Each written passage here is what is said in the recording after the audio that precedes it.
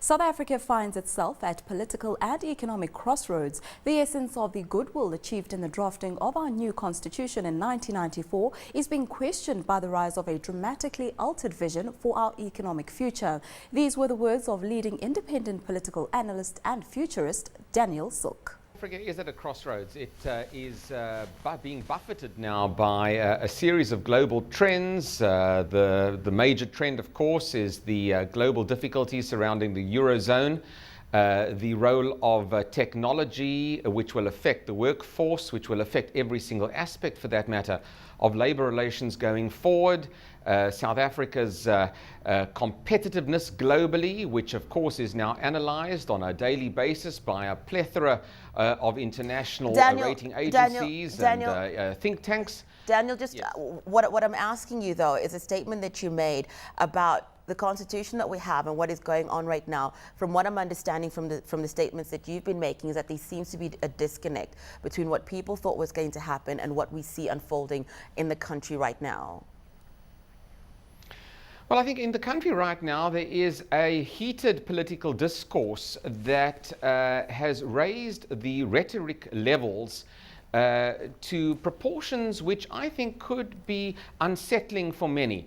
There are question marks in South Africa now as the ruling political party, the ANC, becomes a little nervous about its political future, as its electoral support stagnates, as leadership tussles in the run-up to the very important Mangaung conference at the end of the year causes further internal strains, and given the fact that the ANC is such a powerful organization, it seems to be unable to pass legislation. It is being threatened by court actions. This all creates a very skittish and nervous political party. And as the political party is so powerful in the South African context, this affects every single aspect of South African life. Daniel, it creates an unstable ruling party, a ruling party really that potentially can resort to shoring up its political power through a variety of means, through curbing the freedom of the press, through potential interference in the judicial system, for example. This is a manifestation of a ruling political party that is concerned. With everything that you are seeing and everything that you've mentioned now, and you talked about the ANC being so powerful, do you see that power going forward being threatened in the sense that they might not have as much support going into the next elections? It's not so much about electoral support, which on the one hand I think is showing signs of stagnation. So I think that's one area of concern. It's really on the ability of the ANC to exert its power in South African society.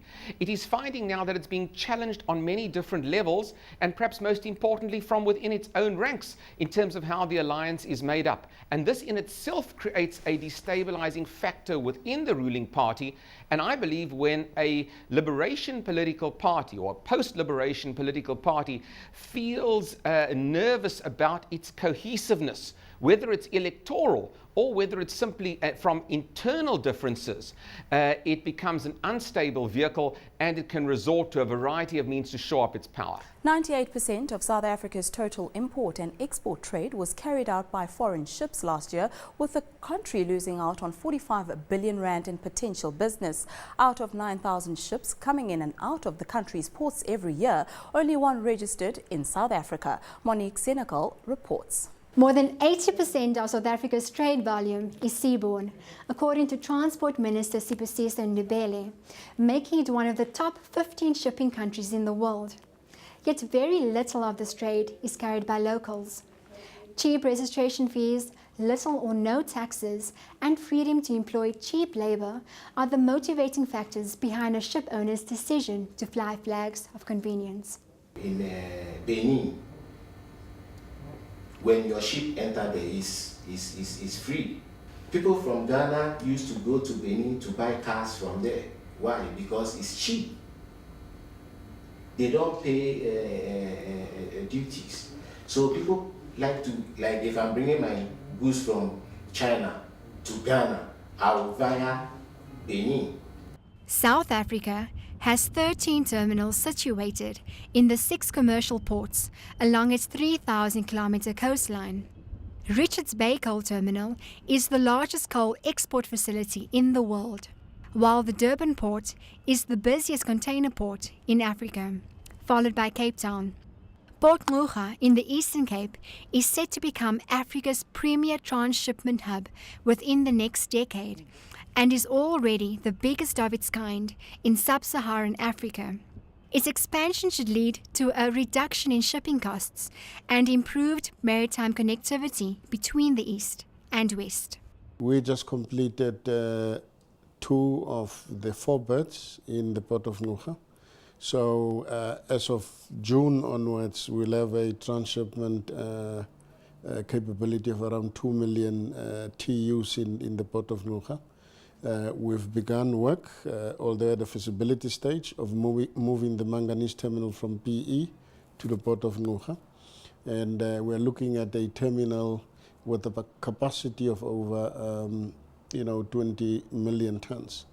We've also begun a process of moving the liquid bulk facilities there. SAMSA is currently working with the Transport Department to finalize a tonnage tax system which is in line with international maritime trends. This is aimed at increasing the National Register of Ship Owners and decreasing the number of ships operating under flags of convenience, and will be instituted in 2013.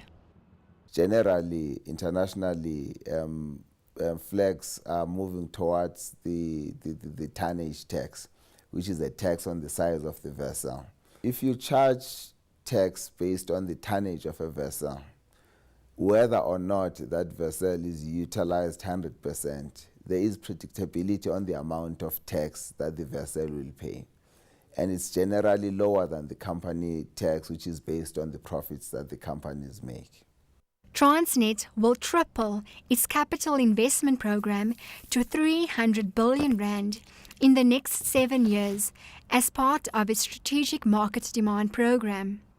About 100 billion rand is intended for expansion projects at various ports. For the Transnet National Ports Authority, over 7 years, we'll be looking at 46.9 billion that we have to spend in infrastructure expansion. The 200 on rail, 151 will be mainly for GFB, which is the rail business other than coal and iron ore. A recent Deloitte Maritime Skills Development study found that the country lacks the necessary skills to service the maritime sector, and that most of the seafarers employed in South Africa are not locals. As a country, we move lots and lots of goods, and with the number of goods that we're supposed to be moving, we're supposed to at least be having 250,000 seafarers, but we only have 1,400. We are currently in a process of engaging universities. We're engaging colleges of further education and training. We've been going to schools to say there is a sector that has been ignored, and some of the interventions that we're putting in place is to set up a national maritime academy so that we can support the production of skills that are required in the sector. South Africa's maritime sector has the potential to create thousands of jobs and boost economic growth. But this can only be realized if government matches its ports development program with training initiatives. Monique Senecal, Johannesburg. Nigeria is not likely to meet the Millennium Development Goals education target by the year 2015 as more challenges cripple the sector. Nigeria's Chairman House Committee on Education, Honorable Farouk Lawal, warns that unless there is more investment, Nigeria's education sector could collapse. Recommended UNESCO figure of 26% is budgetary allocation to the educational sector for developing countries. Is actually quite applicable to Nigeria. Nigeria is a developing country. We have an educational system that is suffering a lot of, has suffered a lot of neglect over the years. An educational system that appears not to meet the expectation of the Nigerian people. An educational system that clearly is troubled. And so if budgetary allocation of 26% is recommended by UNESCO is met, it will significantly address some of the myriads of problems bedeviling the educational sector. When you look at the budget, When you talk of 26%, I think the key is you don't only look at the money going into education from the federal allocation alone. You look at the funds that are allocated by the states, you look at the budgets of the local governments, you look at other intervention funds going into education. For instance, at the tertiary level, you look at the funds that come through the Tertiary Education Trust Fund, as well as funds coming from international development partners. At the lower level, the basic level, you look at the intervention by the Universal Basic Education Commission, and you look at other interventions that actually assist in addressing the funding requirement. But the reality is, in over the last couple of years, at no time did Nigeria ever attain the 26% UNESCO requirement. So the reality is the funding has been very poor, and I think we need to do more. Providing universal basic education is one of the Millennium Development Goals targets by the year 2015, and we're just 3 years away from the target year.